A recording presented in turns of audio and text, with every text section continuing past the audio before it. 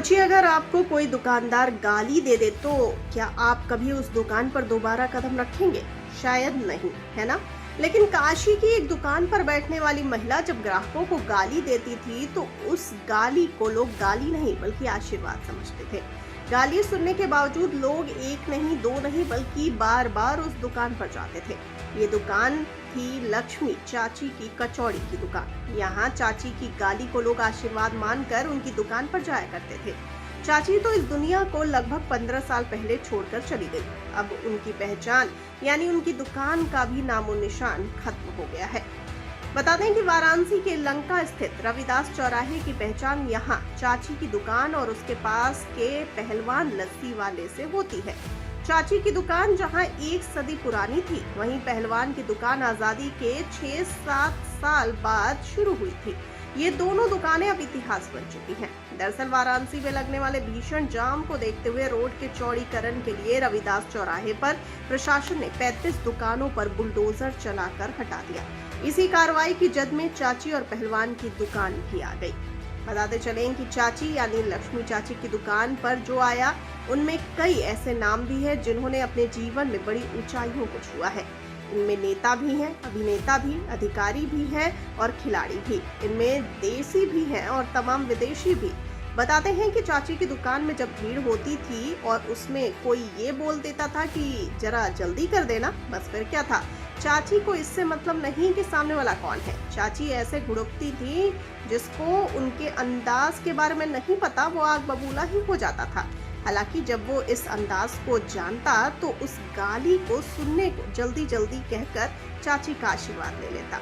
चाची की मौत तो करीब 15 साल पहले ही हो गई थी। उनकी मौत के बाद दुकान को उनके बेटे ने संभाल लिया, लेकिन चाची को जानने वाले पहले की ही तरह दुकान में आते रहे। बात करें पहलवान जी की लस्सी की, इस छोटी सी दुकान ने कई बड़ी हस्तियों को अपनी लस्सी का दीवाना बना रखा था। ये दुकान आजादी के बाद शुरू हुई। वक्त के साथ पहलवान जी का परिवार बढ़ता गया और एक के बाद दो और दो से कुल 4 पहलवान लस्सी की दुकानें रविदास चौराहे की पहचान बन गई। ऐसा नहीं है कि पहलवान जी के यहाँ सिर्फ लस्सी ही मिलती थी। यहाँ लस्सी के अलावा कचौड़ी, गुलाब जामुन, रबड़ी और ठंड के मौसम में काशी की चर्चित मिठाई मलइयो भी मिलती थी। कुल्हड़ में मिलने वाली इन मिठाइयों का स्वाद शब्दों में तो बताया नहीं जा सकता, लेकिन इसको चखने वाले जानते हैं कि स्वाद क्या गजब का होता रहा होगा। पहलवान लस्सी की 4 में से 3 दुकानें चौराहे के एक तरफ थी और एक दुकान दूसरी तरफ वाली एक दुकान तो बच गई, लेकिन 3 दुकानें कार्रवाई की जद में आ गई हैं। पहलवान लस्सी के मालिक मनोज यादव बताते हैं कि सभी 4 दुकानें उनके ही परिवार की हैं। 4 में से एक दुकान से उनके 6 भाइयों का घर चलता था। दिन में 16 घंटे मनोज यादव और उनके भाई दुकान चलाते थे। जब बुलडोजर उनकी दुकान पर चला, उससे पहले मनोज यादव और उनके भाइयों ने दुकान के सामने जाकर दुकान को प्रणाम किया और नम आंखों से अपनी दुकान को टूटते हुए देखते रहे। ऐसा नहीं है कि प्रशासन ने अचानक बुलडोजर चलाने की कार्रवाई की है। दुकानें संकट मोचन मंदिर के महंत जी के नाम थी।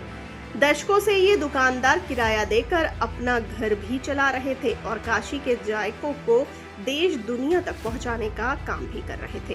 रोड चौड़ीकरण के लिए नोटिस दिए जाने के बाद 2 दिन पहले देर रात बुलडोजर की गरज के साथ इतिहास से चाची और पहलवान की 8 गुणा 10 फुट की दुकानें भी खत्म हो गई। पहलवान लस्सी के मालिक मनोज यादव बताते हैं कि उनके मालिक यानी महंत जी दयालु हैं और जो जगह बच गई है उन्होंने उनमें से कहीं उन्हें जगह देकर दुकान देने का आश्वासन दिया है।